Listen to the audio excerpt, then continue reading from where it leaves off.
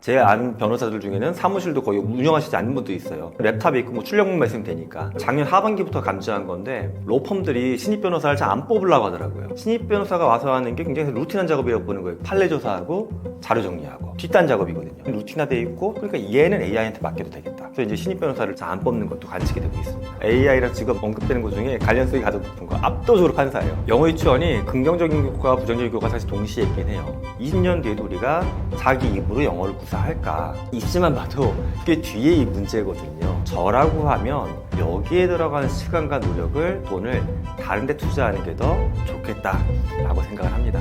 조기 교육이란 게 선행학습에 대해서는 좀 만족스럽진 않다고 생각을 해요. 강남 보게 되면 초등학교 저학년한테 초등학교 2, 3학년 풀게끔 하는 부분은 이건 경악스럽고 궁극적으로 애를 망칠 수 있는 확률이 훨씬 더 커져요. 물론 좋은 대학 갈 수 있어요. 근데 그 다음에 창의성을 갖고서 주도적으로 자기 삶을 사는 데는 굉장히 큰 문제를 만들 수밖에 없습니다. 친구들이건 사촌이건 지금 방송보다 훨씬 더 세게 말씀을 드려요. 아예 망치지 말라고. 그 정도 시간과 노력을 들여서 지금 능동적으로 애를 망치고 있는 거라고. AI 시대에 가장 빠르게 사라질 가능성이 높은 직업은 무엇인가요? 현재 시점에서 보게 되면 AI는 버추얼이에요. 버추얼은 무슨 말이냐 하면 데이터 세상이 주로 있죠. 피지컬 AI로 아직 많이 못 넘어갔으니까. 먼저 버추얼로 놓고 보게 되면 그럼 버추얼 AI처럼 일하는 사람이 누굴까? 상상을 이렇게 해보시면 좋아요. 원격 근무했을 때 타격감 별로 없는 직업군. 그러면 사실 뭐 상담사도 요즘 재택 상담하시는 분들도 있고 제 아는 변호사들 중에는 사무실도 거의 운영하시지 않는 분도 있어요. 어떻든 간에 랩탑이 있고 뭐 출력문만 있으면 되니까 이런 분들 즉 데이터 많이 만지작거리고 그 다음에 데이터 만지는 일을 비슷하게 하는 사람들이 많은 사람들 그리고 루틴화 돼 있어가지고 변호사는 그런 직군은 조금 아니지만 배우기가 쉬운 거 있죠. 당신이 해야 될 건 예를 들어 매뉴얼화된 이겁니다. 되게 나쁜 케이스지만 실제 요즘 발생하고 있는 범죄하고 빗대서 말씀드리면 보이스피싱 조직이 이게 잘 맞아요. 보이스피싱 100% 원격이죠. 누가 찾아와서 대면하나요? 원격이고 그 다음에 얘네 시나리오 기반이잖아요. 데이터 기반이고 그러니까 새로 누구 뭐 잡아오건 보이스피싱 조직 들어와도 그 시나리오 책 이것도 좀 여담이지만 이 책도 요즘 AI로 개발하는데 이거 교육시키는 거거든요. 며칠 동안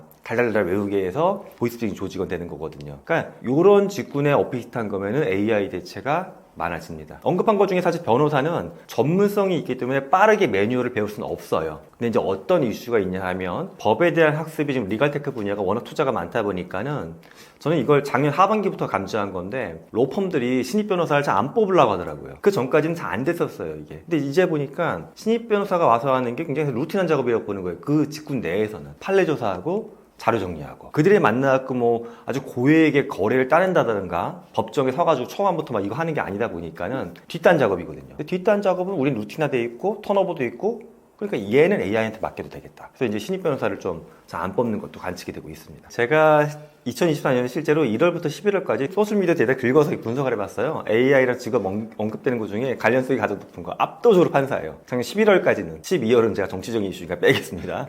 근데 왜 판사를 이야기하느냐? 저도 솔직히 공감되는 부분이 있어요. 저도 개인적으로 저희 아이가 이제 전셋집에 살다가 약간 사기 비슷한 거 당해가지고 지금 소송 중이에요. 근데 이게 지금 한 6개월 가고 있어요. 너무 뻔한 거고 변호사님도 얘기해요. 여기 100% 승소다. 칠 수가 없다. 근데 그거 알면 뭐합니까? 6개월 동안 가고 있는데. 근데 뭐 개인적으로 인간의 잘못은 아니지만 판사님이 일이 많고 절차라는 게 있고 하다 보니까는 그게 딜레이 되고 있었어요. 또 때로는 우리가 중요한 판결인데 아니 공정하지가 않아. 편향이 들어간 것 같아. 또 드라마를 보게 되면 또 약간 뭐 뒷거래 있고 막 이런 게 나오니까 못 믿는 거거든요. 그러니까 냉정하게 보면 정말 빨라지지 않겠냐는 게 첫 번째 이슈가 있어요. 이건 어쩔 수가 진짜 빨라지는 건 맞죠 당연히. 두 번째 이슈는 뭐냐 하면 편향이 없어질 것이다. 편향. 얘는 왜냐면 모든 걸 중립적으로 학습하고 뭐 남자도 아닌 거고 여자도 아닌 거고 뭐 지역 출신 개념도 없으니까 편향 없을 것이다. 이런 거 기대하는 거고 세 번째는 사실 언급하는 분들이 적긴 한데 판사는 결국 늙어 죽잖아요. 돌아가시는 거죠. 사람이니까. AI 판사는 늙어 죽지 않을 것이다. 그러니까 지금은 약간 부족하더라도 결과적으로 몇 년 지나고 나서 20년 지나면 엄청나게 빨리빨리 판단하니까 마치 500년 동안 근무하고 살았던 판사님처럼 될 것이다 라고 기대를 갖고 있어요. 다 좋아요.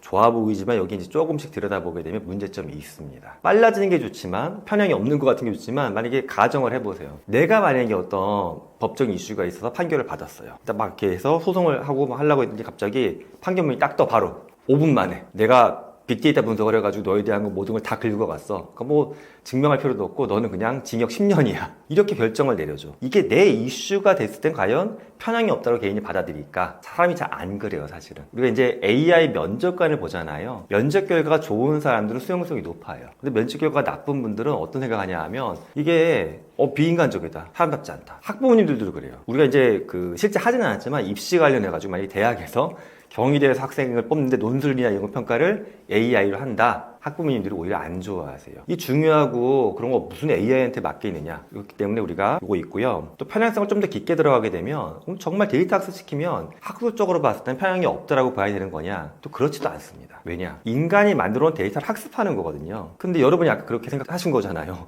인간의 판사가 편향이 많다. 그럼 인간의 판사가 만들어 수많은 편향을 학습한 게 AI가 되는 거예요. 그러니까 이것만 학습해가지고는 안 돼요, 아직은. 이걸 또 필터링을 하고 막 고쳐야 되는데 굉장히 복잡한 작업이에요, 그러면. 기존에 있던 판결을 학습시키는 건데 이게 편향이 있어. 그럼 편향을 지우기 위해서 판결이 바꿔져야 된다는 얘기를 해야 돼. 그러면 이 작업은 또 누가 볼 건데?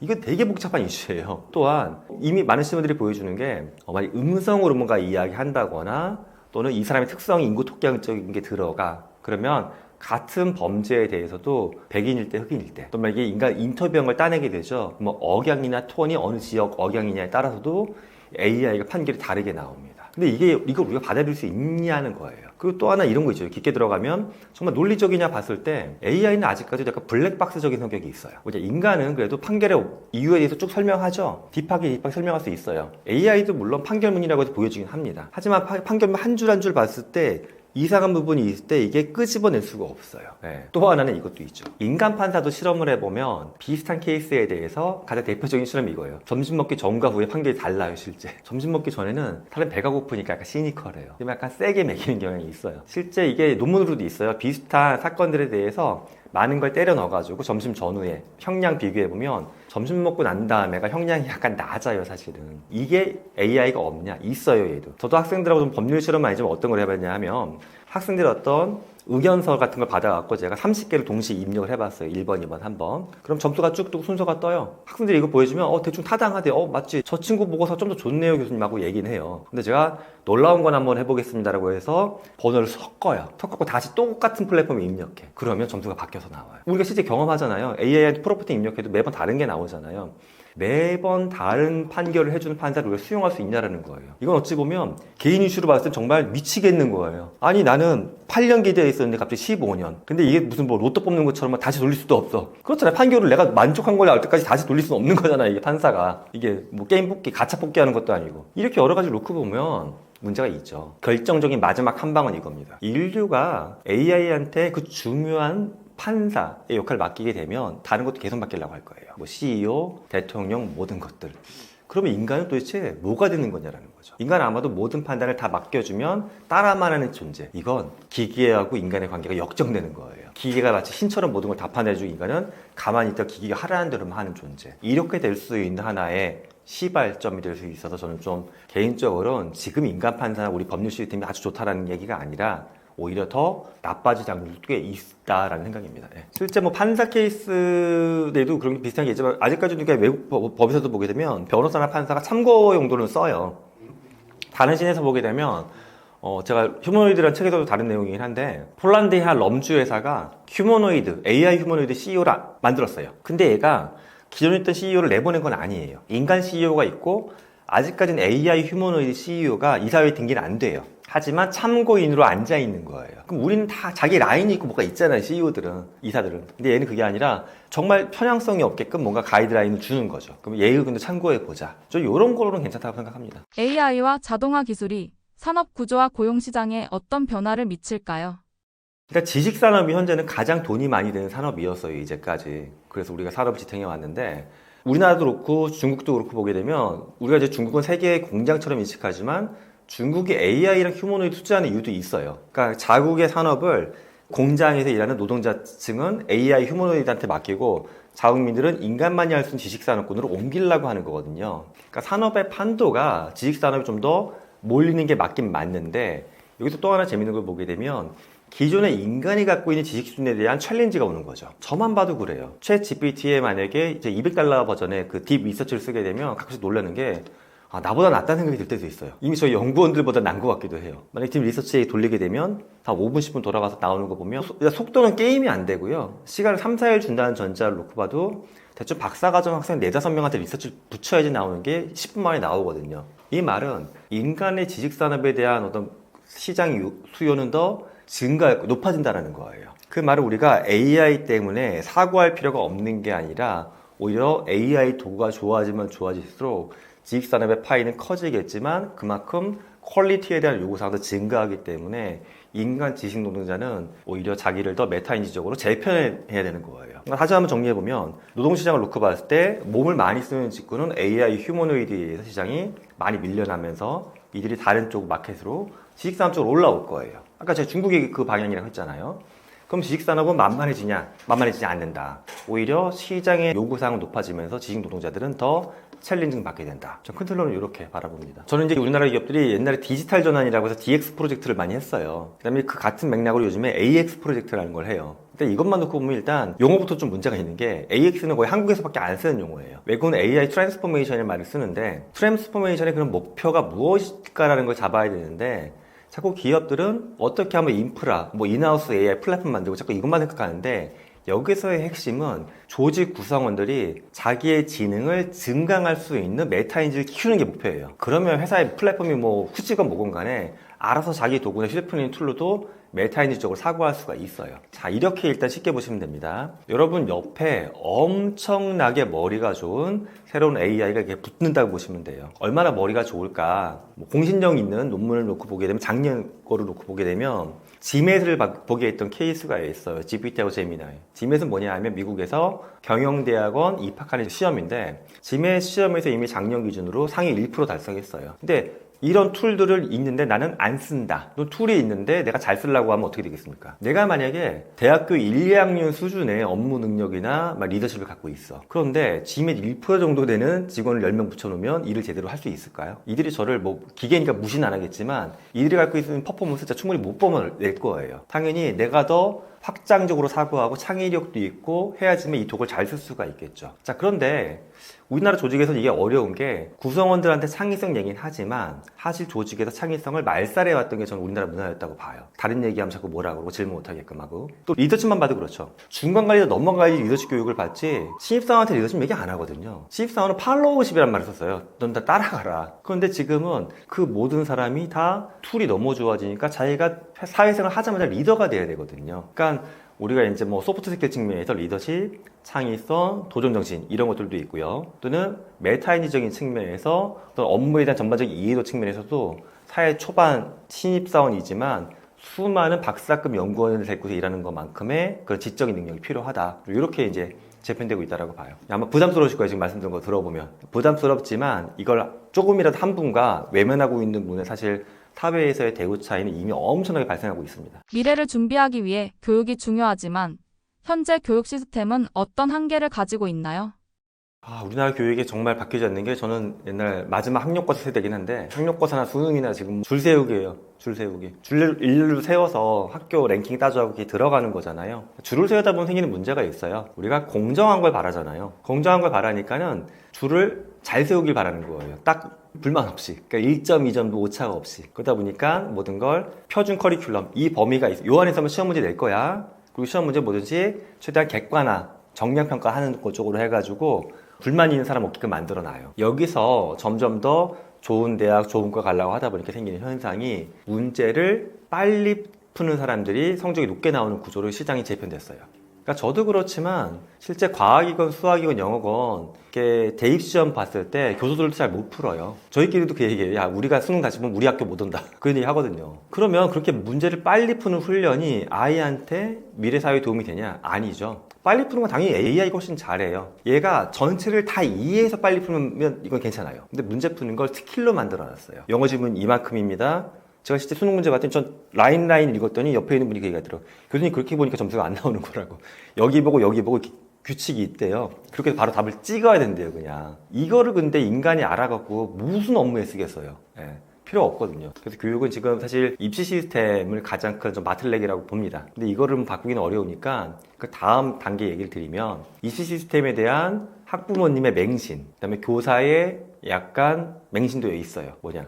아니, 입시를 없애란 말은 못해요, 저는. 어떻게 바꾸는 건지에 대한 해안도 저는 없어요. 하지만 지금 환경 내에서도 예를 들어 학교라고 하면 자율적인 학습 시간이 있거든요. 이때도 왜 국영수만 하냐라는 거죠. 말 그대로 자율적으로 아이가 하고 싶어 하는 거 조금의 여유를 주면 좋겠고, 집에서도 입시와 관련된 학원만 보내시지 말고 최소한 고2 때까지만이라도 입시가 아닌 것도 아이가 잠깐 탐구해보고 재밌게 할 수 있는 시간 자꾸 주라는 이야기입니다. 그러면 제가 왜 용기라는 말씀을 드렸냐면 이걸 하려면 용기가 있어야 돼요. 이게 아이한테 도움이 된다라고 하는 본인의 확신이 있어야 되거든요. 근데 이거 정말 도움이 됩니다. 이게 바로 인간을 창의적으로 만들어요. 똑같은 커리큘럼을 배운 아이들이 사회에 들어갔을 때 자꾸 사회에서 창의적으로 행동하라고 하죠.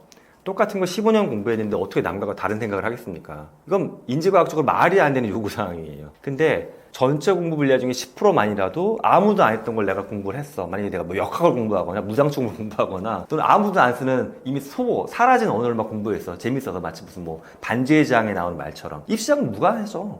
하지만 이게 어느 순간 이 아이가 독특한 생각을 하게끔 뇌를 발현시켜줍니다. 이건 개인적인 주장이 아니라 fMRI 갖고서 했던 수많은 뇌 실험들이 증명하고 있습니다. 요즘 영어 유치원 교육에 대해서는 어떻게 생각하시나요?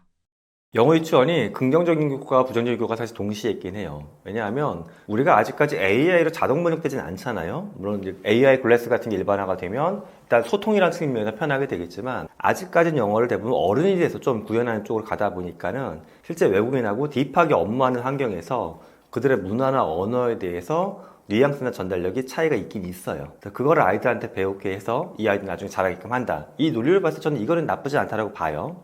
근데 당장 지금 시점만 놓고 보죠. 지금 시점 놓고 보게 되면 6살, 7살 아이들이 사회에 나가는 시점은 20년 걸리거든요. 20년 뒤에도 우리가 자기 입으로 영어를 구사할까? 그런 사람들도 물론 있겠지만 근데 그때까지는 충분히 AI 클래스가 나온다고 봅니다. 그러면 우리는 시간과 자원이 한정돼 있잖아요. 그럼 선택을 해야 돼요. 물론 어떤 분들이 이 시점까지만 듣고도 그 얘기할 수 있어요. 아, 내가 잘 몰라서 그렇지 입시하려면 이거 필요하다. 근데 입시만 봐도 꽤 뒤에 이 문제거든요. 그래서 저는 저라고 하면 여기에 들어가는 시간과 노력을 돈을 다른 데 투자하는 게 더 좋겠다라고 생각을 합니다. 영어 유치원에 대해서는 그렇습니다. 조기교육이란 게 선행학습에 대해서는 좀 만족스럽진 않다고 생각을 해요. 선행학습이라는 게 물론 약간 더 본인이 호기심이 있어서 이 챕터 다음에 뭐가 있는 걸 보고 싶어 해서 공부하는 건 괜찮아요. 근데 뭐 강남 보게 되면 진짜 초등학교 저학년한테 고등학교 2, 3학년 풀게끔 하는 거 보면 이건 경악스럽고 그건 궁극적으로 애를 망칠 수 있는 확률이 훨씬 더 커져요. 물론 좋은 대학 갈 수 있어요. 근데 그 다음에 애가 창의성을 갖고서 주도적으로 자기 삶을 사는 데는 굉장히 큰 문제를 만들 수밖에 없습니다. 그래서 저는 그런 측면의 조기교육은 좀 리스크가 크다, 안타깝다. 저 그래서 친구들이건 제일 또 사촌이건 그런 거 물어보면 이거 강력하게 사실 지금 방송보다 훨씬 더 세게 말씀을 드려요. 제가 아예 망치지 말라고. 그 정도 시간과 노력을 들여서 지금 능동적으로 애를 망치고 있는 거라고. 근데 저런 건 괜찮죠. 애가 정말 먼저 배우고 싶은 욕구가 있어. 만약에 과학을 너무 관심 갖고 있어. 근데 이거 만약에 중학교 가야 배워야 될 커리큘럼인데 지금 애가 그 책을 보고 싶어 하고 막 실험을 하고 싶어. 그러면 전 이건 나쁘지 않다고 봐요. 근데 우리가 입시를 위해서 무조건 땡겨서 부모님이 리드하는 거. 이거는 아이의 소프트 스킬 발달에도 안 좋고요. 두뇌 발달에도 굉장히 좋지는 않습니다. 인간과 AI가 협력할 때 어떤 시너지 효과가 발생하며 업무 효율성은 어떻게 향상될까요? AI한테 정답을 요구하는 분들은 보통 AI를 잘 못 쓰세요. 생각해보니까 별로다. 그러니까 정답이 없다라고 보시면 좋아요. 대안. 이게 AI하고 나와 관계를 리더와 팀원으로 관계를 보시면 돼요. 내가 당연히 리더고 AI가 팀원. 그럼 여러분들이 이제 막 들어와서 1, 2년 차 된 팀원한테 사장님 보고할 자료를 만들려고 해서 이걸 한 자도 안 고치고 가서 보고하시면 나쁜 임원인 거잖아요, 이거. 만약에 대안을 만들려고 해서 리뷰도 해주고 고치기도 하고 내 의견도 넣고 해서 가야지만 제대로 된 거잖아요. 딱 요 관계가 형성이 되면 돼요. 근데 사람들의 상당수가 AI한테 뭔가 요구하면 딱 봐서 부족하게 보여. 이거 쓸모없네. 지금 이렇게 보시는데 그러지 말고 여러 개의 대안을 빨리 만들 수 있는 신입사원이라고 보시면 돼요. 그러면 이 중에 하나 선택하셔도 되고 또는 2번하고 3번을 합쳐갖고 내 의견 플러스 알파에서 이렇게 해줘봐. 시켜도 되고. 그러니까 티키타카를 자꾸 한다라고 보시면 같이 다듬어 가시면 됩니다. 한 번에 정답을 바라보지 말고 그냥 직원들 대할 때 좋은 리더의 역할 이렇게 보시면 좋을 것 같습니다. 사람처럼 생긴 로봇, 휴머노이드는 도대체 어떤 존재일까요? 휴머노이드가 이제 휴먼이라는 단어가 붙어 있는 거에서 짐작하시겠지만 인간을 닮은 로봇입니다. 근데 인간에 뭘 닮았냐면 일단 외형도 닮아야 돼요. 뭐 키는 좀 작거나 약간 클 수는 있지만 기본적으로 딱 봤을 때도 너무 거인이거나 너무 또 작아도 안 되고 대충 아이에서 성인 사이의 키를 갖고 있으면서 인간처럼 몸통, 팔 2개, 다리 2개, 머리 하나 이렇게 갖고 있는 거. 또 이제 행동하는 걸 보게 되면 인간처럼 기본 손동작이나 발동작 할 수도 있고요. 또 AI에 의해서 제어가 자동적으로 발생하는 것들을 조금 더 휴머노이드라고 보고 뭐 원격 제어하는 것도 휴머노이드라고 놓고 보지만 요즘에는 약간 AI 기반의 자율성까지도 휴머노이드에 대한 개념으로 많이 언급하고 있습니다. 로봇이 꼭 사람처럼 생겨야 했던 이유는 무엇일까요? 이게 사실 길게 얘기하면 거의 하루 종일 이야기해도 중요한 포인트인데 일단은 우리가 어떤 공간에서 어떤 물건을 만지면서 쓰는지를 좀 살면서 생활하는지 생각해 보시면 답이 있어요. 우린 보면 이렇게 문고리 열 때 보면 이 정도 문고리 이렇게 딱 열고 뭐 의자에 앉았다가 물건 들고 가고 집안에서 사무실에서 일상 발생하는 일인데 만약에 휴머노이드가 키가 한 4m 된다고 생각을 해보세요. 그럼 사무실 들어오다가 문 부셔야 될 거 아니에요. 또 휴머노이드가 만약에 손가락이 없어. 이거 뭉툭해가지고 이렇게 해가지고 고무 덩어리만 있어. 그럼 또 다른 건 밀 수 있는데 이게 문 손잡이를 못 여니까 또 문이 못 들어올 수도 있겠죠. 즉 인간이 최적화된 건 아닌데 우리의 공간과 사물은 인간에 맞추다 보니까는 인간에 맞춘 기계가 기존 공간과 사물이 최적화가 돼요. 이게 이제 하나의 포인트고요. 또 우리가 만약에 로봇을 보는데 여러분 만약에 로봇이 요즘 유튜브 영상도 나오니까 상상 한번 해보시죠. 몸통이 있고 키 한 저만한 팔 2개, 다리 2개 있는데 만약에 머리가 없어. 여기 없어요. 동그란 부분. 이러면 또 대부분 실험해본 사람들이 기괴하다고 그러고 약간 불편해요. 마치 귀신 본 것처럼. 그런데 사람처럼 생긴 게 여기서 뭔가 왔다 갔다 하면은 일단은 기본적으로는 그렇게 심리적인 부담감이 없어요. 저항감이. 근데 또 여기서 또 한 가지는 근데 또 너무 사람을 닮았다? 이건 또 다른 뭐 질문에서 말씀드릴 수도 있겠지만 그것도 불편하긴 합니다. 또 하나 이것도 있어요. 만약 휴머노이드가 집에 들어왔어요. 또 공장에서 일을 해. 그러면 우리가 공장이나 집에 새로운 기계나 전자제품 들어오면 사용법을 열심히 익히잖아요. 근데 휴머노이드는 사용법을 보통 잘 익히지 않는다는 가정을 깔고 들어갑니다. 걔가 와가지고 만약에 빗자루를 들었어. 그럼 우리는 얘가 인간처럼 이렇게 약간 아래를 바라보면서 비지를 하겠구나 생각하겠죠. 근데 만약에 새로 들어온 로봇 청소기가 있는데 동글뱅이 위에 막대가 2개가 딱 달려있어. 그럼 우리 딱 막대를 보자마자 도대체 저 막대는 무슨 용도일까? 저거 괜히 뭐 약간 찜찜하기도 그래요. 인간처럼 생기면 우리는 뭔가 인터액션, 조작을 소통을 할 때 내 기준으로 제가 움직일 거다라는 걸 본능적으로 알고 있기 때문에 소통 같은 거 훈련할 때 굉장히 편합니다. 또 저런 것도 있죠. 저는 이제 만화 속에서 로봇 하면 저는 가장 친근하고 제가 좋아하는 로봇은 아톰 같은 건데 또 요즘 아이들은 다른 게 있고요. 우리는 수많은 문학 작품이나 만화를 통해서 로봇의 원형에 대해서 익숙해 합니다. 그러니까 로봇을 들이대면 사람들은 어린 시절을 들이보면서 또 그렇게 반감이 별로 없어요. 이렇게 다양한 요소 때문에 우리는 자꾸 로봇을 인간처럼 만드는 거를 하고 있습니다. 로봇이 사람처럼 보인다면 어느 정도 닮아야 우리 마음이 편할까요? 예, 여러분들이 뭐 인터넷에서 많이 보이는 뭐 에질리티, 보스턴 다이나믹스, 유니트리 로봇을 보면 딱 봐도 팔다리 있고 사람을 닮았네. 하지만 누가 봐도 저거 사람은 아니다라는 거 100% 알아요. 그죠? 그걸 딱 봤는데 얼핏 봤는데 사람이었나? 이 생각이 드는 로봇은 아마 거의 못 보셨을 거예요. 대부분은 딱 봐도 사람을 닮았지만 사람은 100% 아니다. 금속으로 재질이 되어 있고 또 머리는 있지만 뭐 머리카락도 없고 눈, 코, 입도 온전히 없어요. 그냥 약간 타원형으로 머리만 붙어 있고 가끔씩 뭐 반짝반짝거리는 정도만 있어요. 그런데 여기서 더 사람처럼 닮은 거 예를 들어 여러분 보셨던 영화 중에 엑스마키나 같은 영화 또는 또 유럽이나 중국에도 일부러 사람처럼 모습을 만들려고 하는 기업들이 있어요. 예를 들어 제가 봤던 케이스에는 스티브 잡스처럼 마치 우리가 이제 홍콩의 밀랍 인형 박물관 가게 되면 사람을처럼 만들어 놓잖아요. 그거 지나서 얼핏 보면 사람이었나 싶을 정도. 그거를 추구하는 것도 있는데 아직은 그래도 아무리 그렇게 만들어도 조금만 봐도 사람은 아니구나. 근데 스티브 잡스처럼 만들려고 노력을 많이 했네. 이 정도예요. 그러면 여기서는 불쾌감을 느낍니다.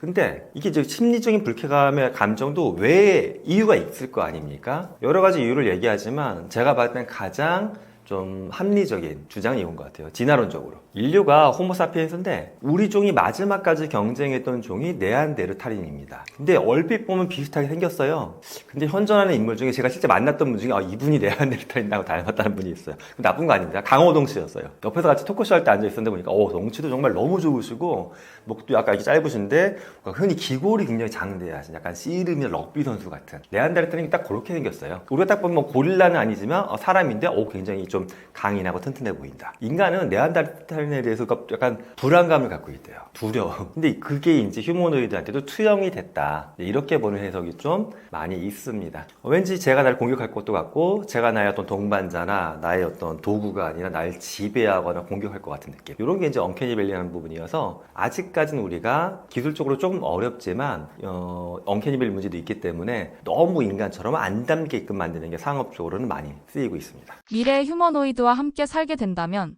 우리는 그들을 어떻게 부를까요? 아, 이게 신기해요. 여러분 혹시 집에 있는 어떤 전자나 뭐 기계 이런 것들 중에 이름 붙인 거 있으실까요? 인간이 아닌데 이름 붙였다. 어떤 분들은 인간이 아닌데 내가 이름으로 부르는 건 배우자라고 하시는데 그런 건 좀 그런 말씀 하지 마시고요. 인간이 아닌데 이름 붙인 게 저희 집에서는 좀 있긴 있어요. 로봇 청소기. 얘 이제 기본적으로 이름 라키라고 되어 있고. 근데 사실 집에 있는 물건 중에 제가 이렇게 조사를 해보게 되면 제 제자 중에 이런 케이스는 있어요. 교수님 저는 로봇 청소기 아직 없고 원룸에서 오랫동안 생활하다가 세탁기랑 건조기 세트로 되어 있는 너무 좋은 거 샀어요. 얘한테 이름을 붙인 학생이 있어요. 제가 얘기했죠. 너 좀 아픈 거다 이건. 그래서 교수님 아니 왜 로봇 청소기는 내고 세탁기는 왜 안 되냐. 세탁기가 비싸다.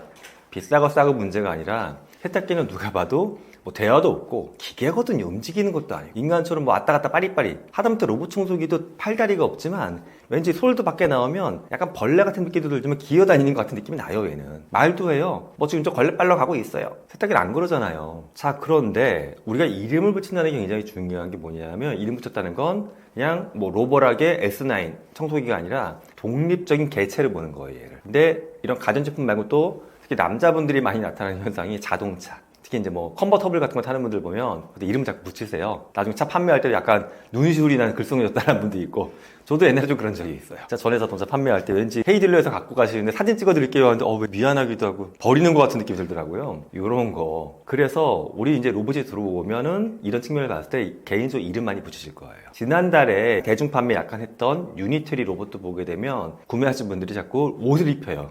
그 이름 붙이고. 이게 무서운 포인트입니다. 누가 시켜서 하는 게 아니라 약간 경험해봤더니 뭔가 독립적인 존재처럼 보이거든요. 근데 이름을 붙이는 순간 많은 게 바뀌어요. 아까 자동차 판매할 때 제가 약간 울컥했던 것처럼 얘가 만약에 폐기되거나 또는 업그레이드 해야 돼. 근데 만약에 대학까지 된다고 하면 이것도 가능하겠죠. 오늘까지는 나랑 같이 일했고 내일부터 이제 다른 공장으로 팔려갈 거야. 그럼 얘가 또 인사할 거 아니에요. 근데 김 박사님하고 한동안 일했어서 저는 행복했고요. 저 없어도 건강하게 지내세요. 이 얘기를 만약에 들으면 울컥하겠죠. 실험을 해봐 드는 게 나타납니다. 아이들 실험에서 이제 어떤 걸 해봤냐 하면 작은 로봇이 이렇게 와요. 기우뚱기우뚱 와서 나는 이름이 미키야라고 막 얘기를 해. 근데 갑자기 이제 배터리가 거의 다 떨어질 때 되니까는 나랑 더 대화하려면 배터리 좀 갈아줘. 그럼 애가 가서 배터리 갈아주려고 유치원생이. 근데 일부러 배터리가 안 맞게끔 설계되어 있어요. 그러면 안 맞게 낑낑낑낑 할 거 아닙니까? 이때 유치원 아이가 나 미키인데라고 한 이 케이스에 대해서 되게 미안해해요. 근데 그냥 막 이야기하다가 배터리 다 되는데 갈아줘. 이름 몰라. 이때는 덜 미안해합니다. 실험 끝난 다음에 아이한테 미안함 척도를 이렇게 측정하게 되면은 요 지점이 흥미롭기도 하고 상업적으로 이용할 포인트도 많이 있지만 좀 무섭기도 한 이런 부분입니다. 휴머노이드가 실제로 우리 곁에 있다면 우리 삶이 어떻게 달라질까요? 저는 인류가 이제까지 맞닥뜨렸던 그 어떤 도구보다 가장 큰 변화가 지금 오는 것 같아요. 물론 이제 우리가 뭐 직접 몸으로 경험한 건 아니었지만 산업혁명의 이야기도 들었고 지금 영상 보신 시청자분들 중에는 나이가 좀 저처럼 있으신 분들은 나는 어른이 돼서 인터넷 썼다. 또 스마트폰도 그렇고 저는 인터넷 스마트폰 또는 인류가 만들었던 자동차보다 더 큰 변화가 올 거라고 봅니다. 왜냐? 휴머노이드를 현재 대규모로 도입하려고 하는 데가 가장 산업 현장인데 공장, 물류센터 이런 데예요. 이런 데 들어오게 되면 가장 나한테 느끼는 피부로 와닿는 현상이 일자리 문제가 생깁니다. 얘가 나한테 직원 역할을 할 건지 또 동반자인지 또는 경쟁자인지 상당수가 이게 좋은 건 아니지만 경쟁자처럼 밀어내기 시작할 겁니다. 포드, BMW, 현대차 다 이런 계획 갖고 있고 BMW는 뭐 실험을 공개적으로 다 보여주고 있어요. 뭐 노동자보다 7배 더 일을 잘한다. 효율성 측면에선 또는 시간도 4배 정도 빠르다. 이런 이야기가 나오고 있다 보니까 일자리에 대한 이슈가 들어올 거고요. 또는 지금도 보면 우리가 뭐 가전은 뭐 세계의 이모님이라고 하는 가전제품들이 있잖아요. 뭐 로봇 청소기, 식기세척기 그 다음에 또 뭐 있죠? 세탁기 이런 것들. 근데 이거보다 더 많은 역할을 우리 집에서 할 거예요. 이름도 붙이고. 근데 여기에 이미 소니가 예전에 초기 휴머노이드 시장에서 시도했던 게 있어요. 근데 그때는 휴머노이드나 AI 기술이 워낙 안 좋았기 때문에 잘은 안 됐는데 앱스토어를 만들려고 했었어요, 소니가. 그런데 이게 지금은 충분히 가능해요. 휴머노이드가 들어왔어요. 근데 우리 집에 초등학교 아이가 있어. 근데 얘한테 수학을 알려줘. 또는 얘하고 뭔가 놀아줘. 근데 놀 때는 영어로만 이야기해줘. 이런 게 추가적인 모듈 다운로드 형태로 해서 당연히 발생할 겁니다.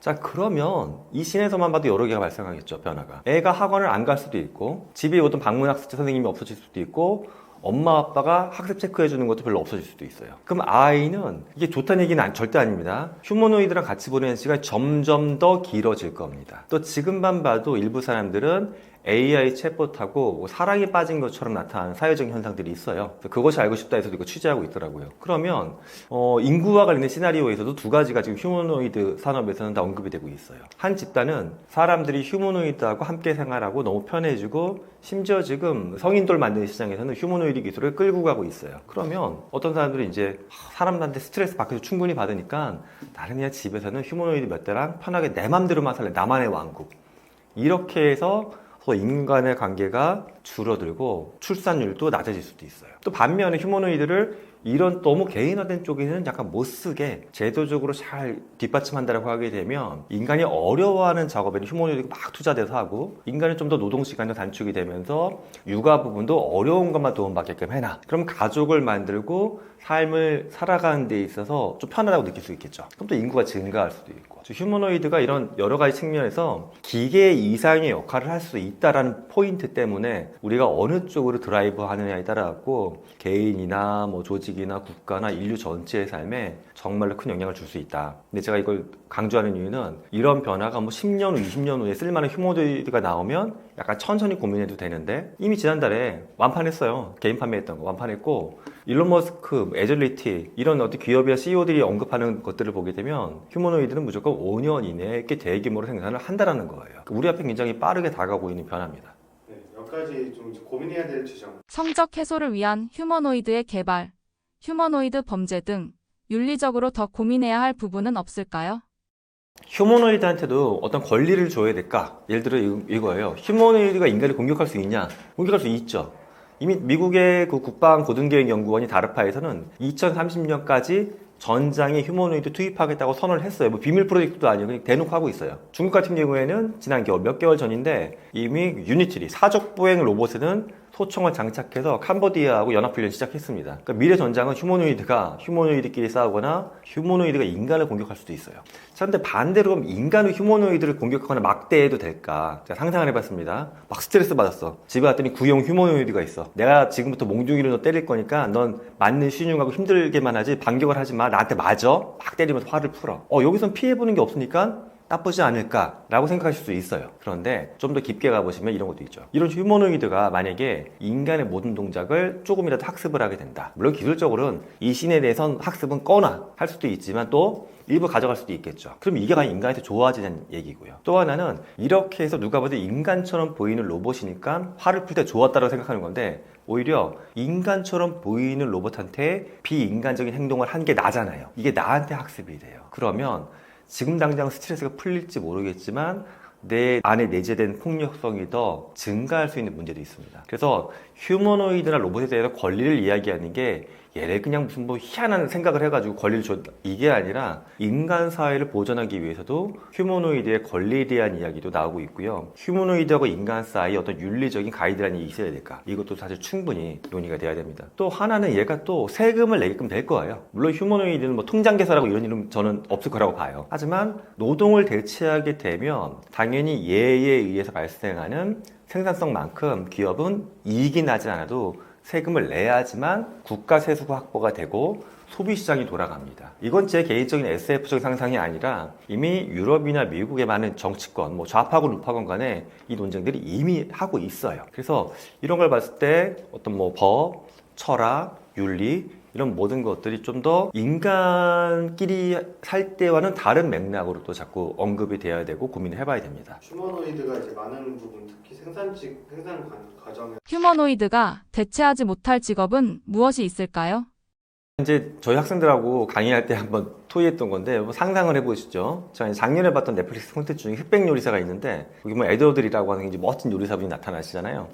가정을 해보세요. 아니 에드워드 리가 하는 식당을 예약을 하려고 했더니 6개월이 걸려요. 파인다이닝 먹으려고 했더니 30만 원짜리 코스야. 이게 있고요. 에드워드 리님을 학습한 휴머노이드가 똑같이 있어. 대충 생긴 것도 약간 비슷하고 또 음식 똑같이 만들어. 근데 얘는 다음 주만 먹을 수가 있고 당연히 그분이 직접 하는 게 아니니까 10만 원이 먹을 수가 있어. 6개월 기다려 30만 원, 일주일 뒤에 10만 원. 여러분 뭐 선택하실 거냐? 의외로 후자를 또 많이 선택을 해요. 그래서 또 어떤 분은 나 그래도 전자다 무조건. 얘는 인간이 아니니까. 딱 이 부분이에요. 우리가 무언가 대체를 한다고 할 때 결과적으로 봤을 때 인간이 하는 것들을 전 거의 다 할 수 있다고 봅니다. 우리가 이제 인간이 하기 어려운 게 그런 거죠. 고도의 어떤 스포츠, 운동 능력, 예술적인 퍼포먼스 이런 것도 학습시키면 지금 되기는 돼요. 그러면 미래에 올림픽이 사라지고 각국의 휴머노이드들끼리 올림픽을 할까? 전 이건 아닐 거라고 보거든요. 물론 이제 다음 달인가 보게 되면 중국은 세계 최초로 휴머노이드 마라톤도 지금 개최해요. 중간에 배터리 갈아 끼는 조건으로 이제 마라톤 대회를 하는데 이거는 기술의 경이로움을 그냥 시도하는 거지 인간이 했을 때랑은 다르거든요. 즉 우리는 인간이 가장 좋아서라기보다 내가 인간이니까 인간의 삶의 여정, 스토리, 인간의 어떤 몸의 한계를 알고 있어서 거기서 보여주는 가치에 대한 열망이 있어요. 이거 좀 더 이제 다른 편으로 보게 되면 그래서 어떤 문화, 예술, 콘텐츠 이런 인간다운 영역에서는 오히려 산업이 더 증가할 것이다. 왜냐? 인간의 생산품이 있어야 좀 먹고 사는 거 맞아요. 근데 이 부분을 휴머노이드가 서포트할 거기 때문에 장기적으로는 인간은 여기에 대한 노동 필요성은 줄어들 수밖에 없어요. 그럼 나머지 시간에 지금보다 훨씬 더 문화예술 콘텐츠 쪽에 일을 많이 할 것이다. 근데 역사가 이미 그렇게 흘러왔죠. 저희 이제 새마을운동 그 전부터 역사를 보면은 저도 이제 어렸을 때 보게 되면 새벽 청소 맨날 나가고 했었는데 새마을운동 할 때랑 지금만 놓고 봐도 지금이 훨씬 더 우리가 문화적으로 많이 즐기거든요. 드라마, 영화, 음악 얼마나 총량이 많아졌어요. 앞으로 더 많아질 거라고 저는 보고 있습니다. AI 기술의 핵심 요소는 무엇이며 앞으로 어떤 방향으로 발전할 것으로 예상하시나요? 현재 AI 신에서 가장 핵심적인 거는 뭐 반도체하고 반도체를 활용한 알고리즘이죠. 그래서 LLM, 파운데이션 모델 이 두 가지가 핵심인데 AI가 원래 뭔지부터 본질적으로 보게 되면 AI는 인간처럼 기존의 어떤 자료, 데이터, 수치를 바탕으로 논리적인 사고를 해서 인간처럼 결정하거나 대안을 만들 수 있는 어떤 기계, 알고리즘, 이걸 우리가 AI라고 부릅니다. 그런데 갑자기 최근에 AI가 너무 좋아진 것 같은 이유가 인간의 신경망을 모델링을 해가지고 이걸 만들었더니 인간처럼 언어화된 소통이 가능하다라고 하면서 사람들이 급진적으로 좋아하게 된 거죠. 또 언어화된 소통이 가능해지면서 아직까지 완벽하진 않지만 꽤 범용적인 지능에 쓰일 수가 있을 것 같다. 과거에는 예를 들어 이거예요. 체스만 잘 둬, 바둑만 잘 둬, 길만 잘 찾아. 근데 이게 아니라 여러 가지 목적. 그러니까 LLM 지금 최근에 많이 쓰시는 분들은 나는 이걸로 뭐 가계부도 만들고 회사에서 기획서도 만들고 영화 같은 거 시나리오 콘티도 짜고 하는데 범용적이지 않나요? 근데 아직은 결정적으로 AI가 또 몸이 없잖아요. 인간보다는 아직까지 뭔가 창의성이나 아주 세렌디피티적인 무언가 만들어내는 거 약간 떨어지는 것 같기도 하고. 그래서 아직까지는 완벽한 범용성은 없지만 이런 기술을 통해서 점점 더 범용적인 지능으로 가고 있다. 이렇게 보시면 되겠습니다. 제조업, 의료, 금융 등에서 AI 기술이 어떻게 혁신을 이끌고 있나요? 금융만 놓고 보게 되면 소비자 입장에서 가장 먼저 눈에 띄는 거는 상담사죠. 챗봇. 뭐 신한은행 같은 경우는 챗봇을 서서문 지점에 2024년 10월에 AI 아바타 행원이 등장했거든요. 가면 저는 어렸을 때 기준으로 약간 오락실 느낌이 나더라고요.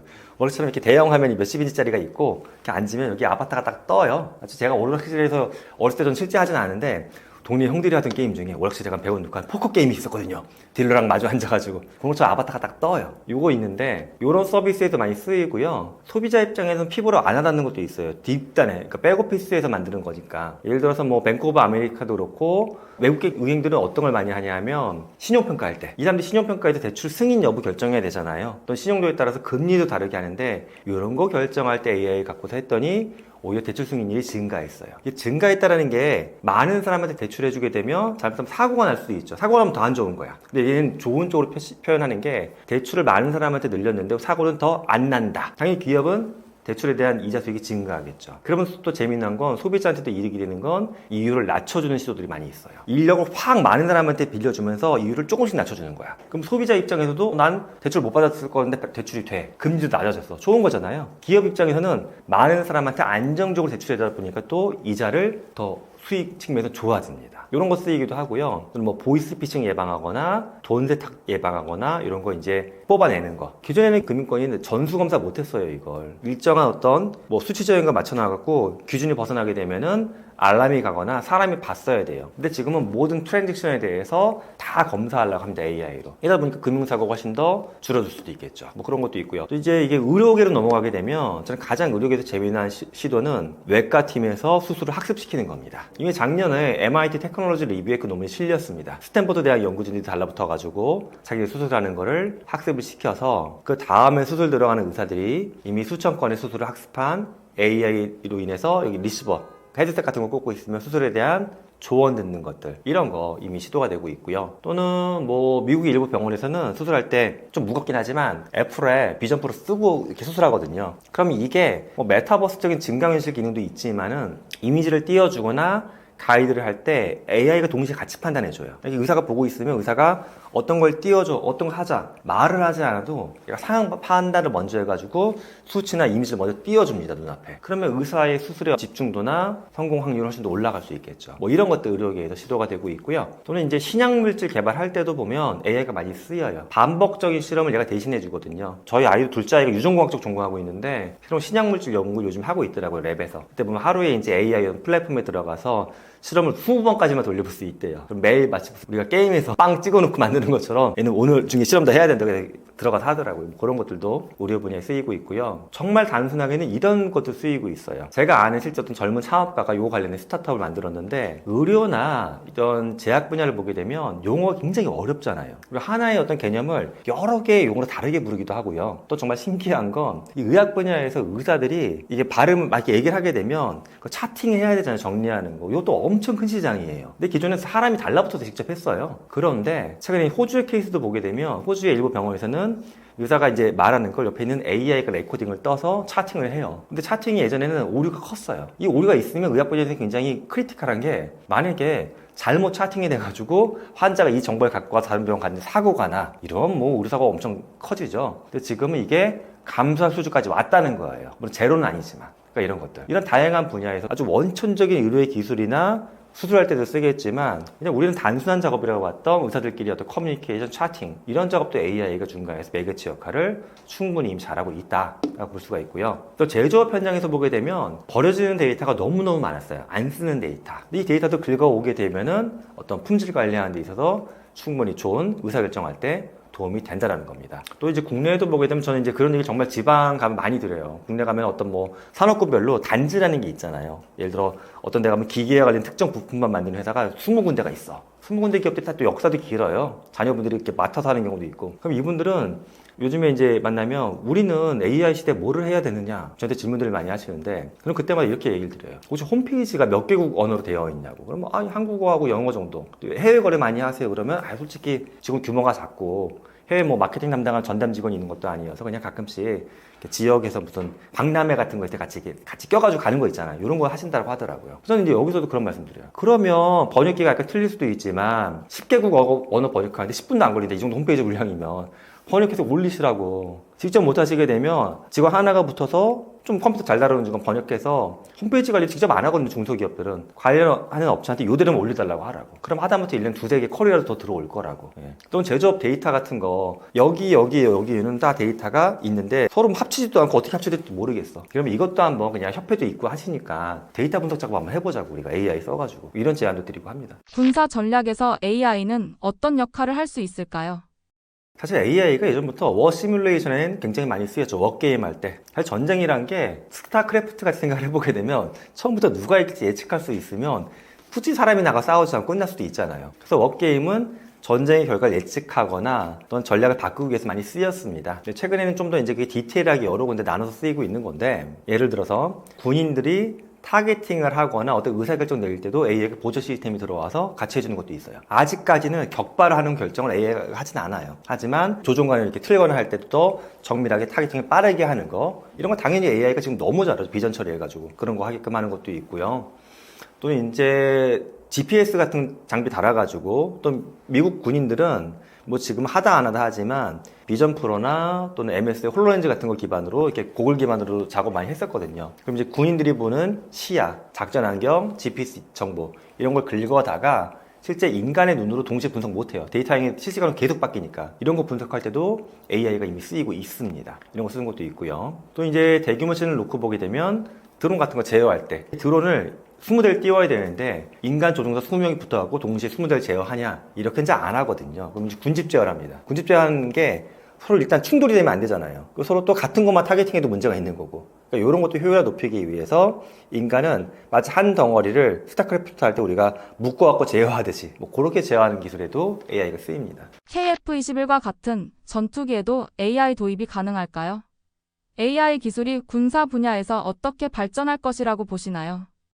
저 충분히 가능성이 있다고 봅니다. AI가 들어가 있는 휴머노이드가 두 개 조종석에 앉는 것, 이런 건 시간이 많이 걸릴 거예요. 리스크가 크기도 하고. 하지만 당장 좀 근거리에 와 있는 건 이런 거죠. KF-21이 올라갈 때도 보게 되면 초창기에는 우리가 타겟팅을 하거나 의사결정을 할 때 주로 태블릿 기반으로 했어요. 진짜로 구형으로. 태블릿에 AI 뭐 소프트웨어 들어가서 이걸로 이제 보조조종사가 하거나 이렇게 했는데 이거 당연히 조직의 정밀도도 떨어지고 혼란스럽잖아요. 그래서 KF-21 같은 경우에 저런 게 가능하겠죠. 만약에 전투기 한 대가 가는데 보조 드론들이 열심히 따라와. 제가 이제 최근에 봤던 영화 중에 캡틴 아메리카 보게 되면 날아다니잖아요. 이렇게 팔컨이었던 거예요.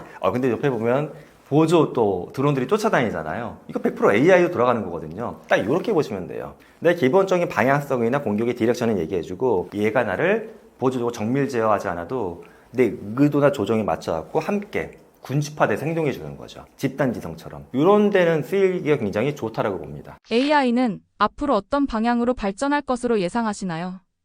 현재 AI 신에서 가장 큰 트렌드를 몇 가지를 보시게 되면 일단 비용을 낮추는 거죠. 효율화. 현재는 보게 되면 이제 들어가는 투입 원가도 굉장히 크고 특히 투입 원가 중에 장기적으로 봤을 때 이슈가 있는 게 에너지. 친환경적이지 못하다는 공격을 받고 있거든요. 그래서 가장 에너지를 적게 쓰면서 낮은 비용으로 인프라나 LLM을 돌릴 수 있는 거. 이쪽의 연구가 굉장히 중요한 것 같고요. 또 하나를 보게 되면은 AI가 이제 버추얼에서 피지컬로 넘어오는 것들, 다양한 기기, 뭐 기계나 전자제품이 탑재되는 것들, 이런 측면에서도 많은 놀라운 발전이 나올 겁니다. 또 하나의 흐름은 이런 거겠죠. 현재는 AI가 범용지능은 아니거든요. 약간 약한 인공지능이라고 보시면 돼요. 정말 강인공지능이 돼서 인간이 하는 작업을 모든 작업을 다 할 수 있다라고 하는 방향으로 가는 것들. 근데 이 세 가지가 다 하나하나 쉬운 이슈는 아니지만 그래도 이게 뭐 10년, 20년의 장기 플랜으로 진행되는 건 아닌 것 같아요. 굉장히 빠른 시간 안에 우리 눈앞에 이 세 가지는 다 결론이 나올 것 같습니다. 미국, 중국, 한국의 빅테크 기업들은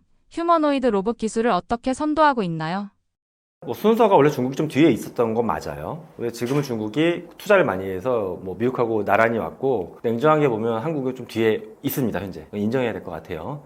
근데 이제 그런 것 같아요. 중국은 이걸 하는 이유가 노동시장을 대체하기 위한 거죠. 이미 인구 감소기에 들어갔고 노동시장 대체하고 싶다. 또 당연히 이게 소비시장 측면에서도 많이 판매가 될 거기 때문에 다른 나라 대외 수출도 염두에 두고 있고요. 근데 미국도 마찬가지예요. 미국은 당연히 아시겠지만 트럼프도 그렇고 자국 내 공장을 만들고 자국 노동자들한테 주고 싶은 거잖아요. 그러면 산업 효율성을 높이고 싶고 그러기 위해서 자국에 있는 국민들만으로는 충분치 않다라고 보는 것 같아요. 또 트럼프는 또 이민 정책상 외부에서 받아들이는 것을 또 선호하지 않잖아요. 그러니까 오히려 자국민 플러스 자국의 휴머노이드 이렇게 해가지고 이제 판을 짜보려고 하는 움직임들이 많이 있습니다. 근데 또 휴머노이드에 들어가는 원천 기술 중에 뭐 액추에이터, 쉽게 말씀드리면 인간으로 봤을 때 근육에 해당하는 거, 뭐 모터 말고도 다른 방식도 있거든요. 이것도 중요하고 당연히 얘가 많은 에너지를 먹기 때문에 배터리 기술도 굉장히 중요해요. 그런데 이 두 가지는 지금도 상당 부분 쓸 만큼 돼 있다고 저는 봐요. 그런데 최근에 또 유독 휴머노이드 이슈가 올라온 이유는 머리 때문에 그런 겁니다. AI가 발전하면서 기존에는 휴머노이드가 자율주행같이 자율 제어가 잘 안 됐어요. 컨트롤러 기반이었는데 이제 스스로 작동이 잘 된다. 그러니까 AI 기술이 다른 휴머노이드의 어떤 전자나 기계공학적인 기술을 같이 견인해서 올라가고 있다. 이렇게 보시면 될 것 같습니다. 빅테크 기업들의 휴머노이드 기술 발전이 우리 산업과 일자리에 어떤 영향을 미칠까요? 제일 첫 번째 충격은 대규모 공장부터 생길 겁니다. 물류센터랑. 이미 뭐 공개되는 걸 보게 되면 BMW가 피규어사 로봇 갖다가 실험한 걸 주기적으로 아예 공개를 해버리고 있어요. 실험 결과치까지. 보면 마지막에 공개된 거 보면 BMW 작업 공장에서 피규어 로봇이 보인 성능은 인간보다 오차는 7분의 1로 줄었고요. 작업 속도 4배가 빨라요, 오히려. 이런 노동자를 여러분이 안 쓰시겠습니까, 이거죠. 또는 아마존 같은 경우만 해도 아마존은 진짜 극도로 인간을 줄이려고 하는데 AI 신에서도 이미 아마존이 많이 했던 거는 인간 노동자에 대해서 AI로 트래킹을 하고 분석을 해가지고 물류센터에서 효율이 떨어지는 사람을 한 창고당 300명, 400명씩 해고를 했어요, 작년에. 그러다 보니까 이제 여기 생겼던 이슈가 노동자 인터뷰한 거 보니까 좀 마음이 안 좋았어요. 방광염 얘기가 많이 나왔어요. 계속 24시간, 그러니까 근무하는 내내 매니저가 좀 보고 있는 거예요. 일 제대로 하고 있는 거지. 그러면 하다못해 화장실이라도 한번 덜 가게 되고, 뭐 담배도 못 피게 되고, 뭐 이렇게 되는 거예요. 그러니까 스트레스가 올라오는 거죠, 이게. 근데 아마존은 한술 더 떠서 여기서 이제 애질리티 같은 로봇을 끌어다가 물창고 실험을 이미 하고 있어요. 그러면 지금은 표준화된 현대식 작업장 내에서 이런 로봇들이 들어가는 게 첫 번째 물결로 오고 있고요. 근데 여기서 학습이 잘 되면 이제 이들의 뭐 파트너사나 협력사 쪽으로 가겠죠. 좀 작은 기업죠. 현장 직으로 계속 올 거예요. 이 끝이 어딜까? 몸을 쓰는 직군에서. 제가 이제 얼마 전에 봤던, 한 2개월 전에 봤던 저널에 보면 팜 저널에 그 논문이 실린 게 있어요. 약간 에디토리얼처럼 실렸는데 편집장이 옵티머스 로봇 되게 신기하다. 테슬라 공장에서 실험하는 거 보면.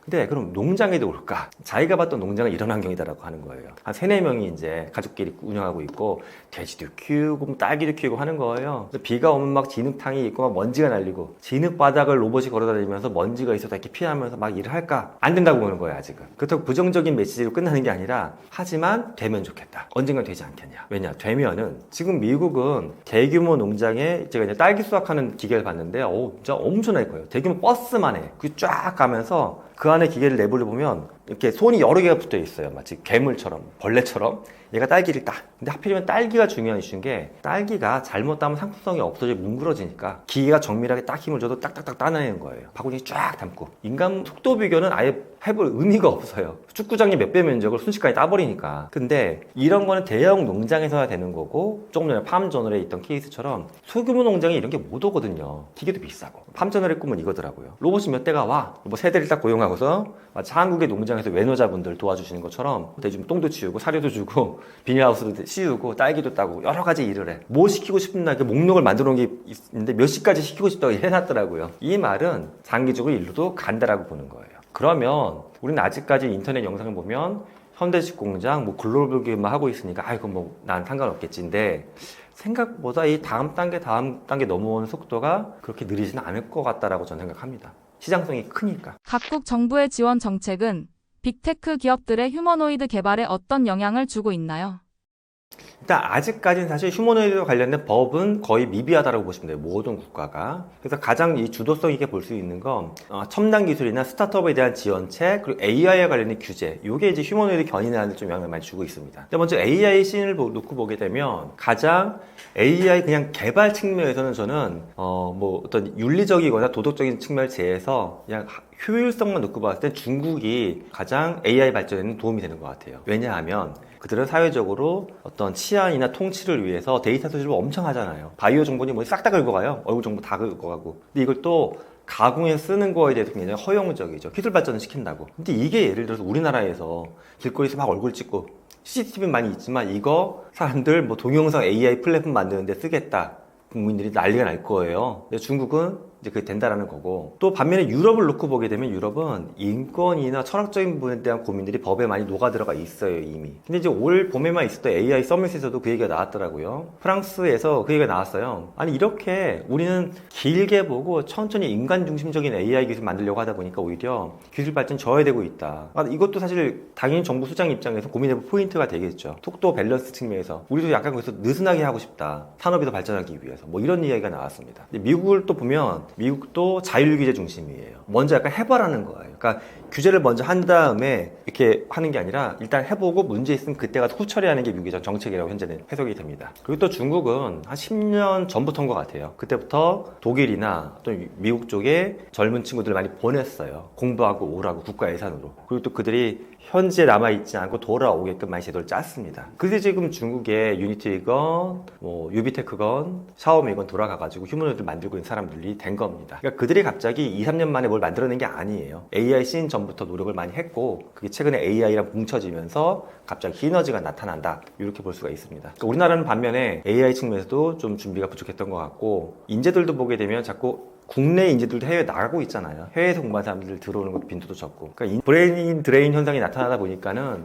이게 휴머노이드 씬에서도 지금 상태가 좋지는 않습니다. 전 딥시크를 보면 제가 학부생 1학년 때 배웠던 게 생각이 나요. 학부생 때 이제 뭐 기계지능론이나 인공생명 같은 걸 배웠는데 그때 이제 저희는 실험을 할 때 프로그래밍을 짜고 할 때 가장 기본적인 언어가 어셈블리라는 언어였어요. 어셈블리 기계어거든요. 요즘 컴퓨터공학 학생들은 아예 이런 개념 자체를 거의 안 배우더라고요. 요즘 컴퓨터는 디폴트가 인간의 언어처럼 비슷하거든요. 물론 아직까지는 괄호도 있고 콜럼도 있고 하지만 if then while 이런 인간의 문장 갖고 이야기하는 건데 제가 배웠던 어셈블리어는 세 글자 단위의 아스키 코드였어요. 난수, 암호 같은. 이게 인간이 프로그램하기 굉장히 어려운데 효과는 어디서 나타나냐 하면 전 초창기 이제 사회에서 생활을 게임 개발자로 시작했는데 그때 컴퓨팅 퍼포먼스가 낮으니까 아주 중요한 그래픽이나 사운드 처리하는 걸 어셈블리로 짰어요. 어셈블리 짜면 좋은 점은 짜기 되게 힘든데 낮은 상위 PC에서도 굉장히 잘 돌아가요. 팍팍팍 게임이 돌아갈 때. 딱 그 비슷한 게 딥시크 팀이 갖고 있는 철학이라고 봐요. 자기들은 인재가 충분해. 하지만 양질의 하드웨어는 많이 없어. 그러니까 기존에 있었던 약간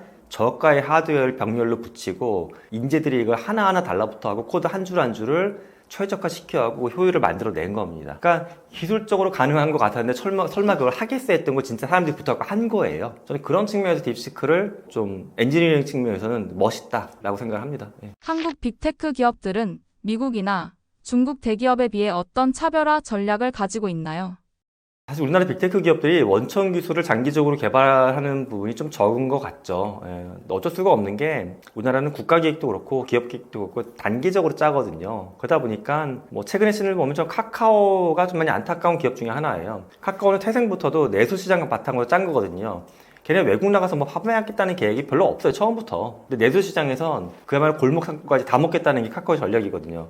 하다못해 세탁소니 택시니 뭐니 다 이미 뭐 택시 같은 거 손댔고 세탁소는 포기했지만은 다 손대겠다는 게 그때 전략이었는데 이 씬에서 지금 보게 되면 이 AI 씬에서 이게 이제 어떻게 연결되는 거냐. 카카오가 그 AI 쪽 LLM만 해도 여러 파트에서 다 동시 개발을 하고 있었어요. 이것도 좀 그런 게 하나의 힘이 결집이 안 돼요, 이게. 그러니까 리더십 측면에서 약간 좀 이슈가 있는 거죠. 그러다 보니까 이제 거의 뭐 포기했고, 최근에 오픈 AI하고 협력하기 시작했잖아요. 근데 오픈 AI 입장에서는 카카오가 굉장히 매력적인 파트너죠. 자체적인 AI는 거의 손을 놨어. 근데 한국이란 내수 시장에서는 거의 뭐 골목까지 다 들어가 있어, 얘네의 망이. 그러니까 여기에 AI를 올리면 카카오 입장에선 기존에 있던 모든 것들이 효율화가 되고, 오픈 AI 입장에선 한국의 모든 산업 분야에 갑자기 쫙 들어갈 수 있는 거거든요. 그러니까 서로 이제 윈윈이 되는 거죠. 이 모델이 글쎄 저는 이걸 여러분들 여기까지만 듣고서 어떻게 해석하셨을지 모르겠는데 이 방법을 자국에서만 쓰는 거는 전 너무 안타까운 것 같아요. 이걸 기점으로 해서 만약 카카오 같은 기업이 뭐 계약을 해보자고 어떻게 되는지 저도 공개된 게 아니니까 모르지만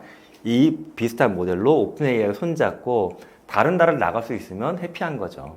하지만 이렇게 해서도 오히려 국내에서만 모든 거를 다 먹겠다라고 하는 거는 좀 그 기업의 덩치나 인재들 놓고 봐서 좀 아쉽다라는 생각이 들죠. 제가 그들이 못할 거라고 본다라기보다 그들이 그런 계획이나 꿈을 잘 안 갖고 있다라는 측면에서 아쉬움을 갖고 있습니다. 휴머노이드 로봇이 보편화되면 우리 생활은 실제로 어떻게 변할까요?